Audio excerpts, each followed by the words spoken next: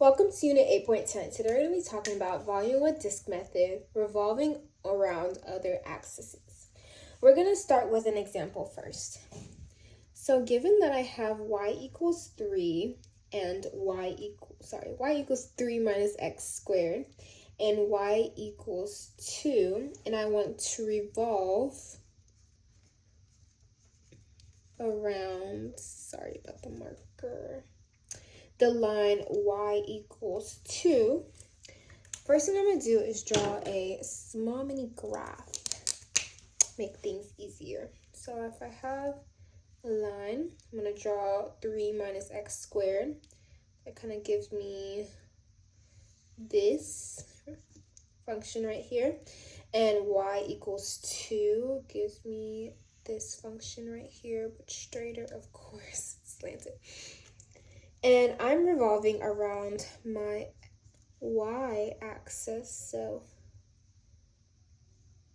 I'm revolving around y equals 2, so around here.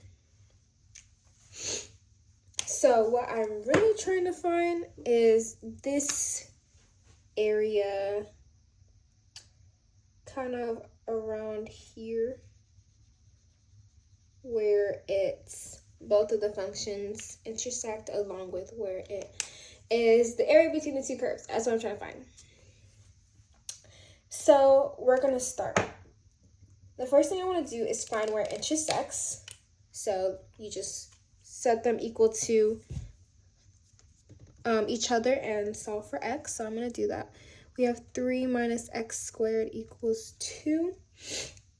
And then I have negative. I'm going to move the 3 over to this side. I have negative x squared equals negative 1. Multiply it by negative 1 on both sides. I have x squared equals 1 and square root. Both sides, I have x equals plus and minus 1.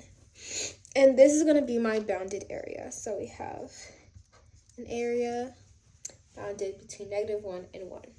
So now, using the equation that we used last time, so volume equals the integral between a to b, pi times r, capital Rx squared of dx. I'm going to do the same thing. So I have v equals my integral between negative 1 and 1, pi times my Rx. This time, my Rx is going to be my curve that is shown given what it's revolved around on, or subtracted by what it's revolved around. So for this case, I have 3 minus x squared subtracted by what it's revolved, which is y equals 2 squared dx.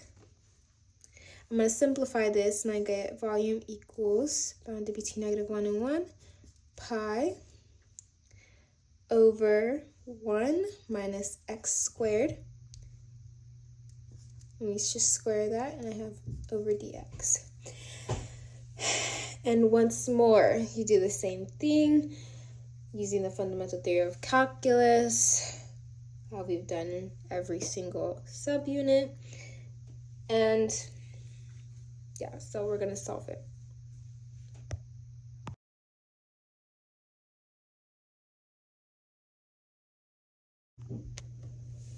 After solving this, I ended up with 16 pi over 9 as my final answer.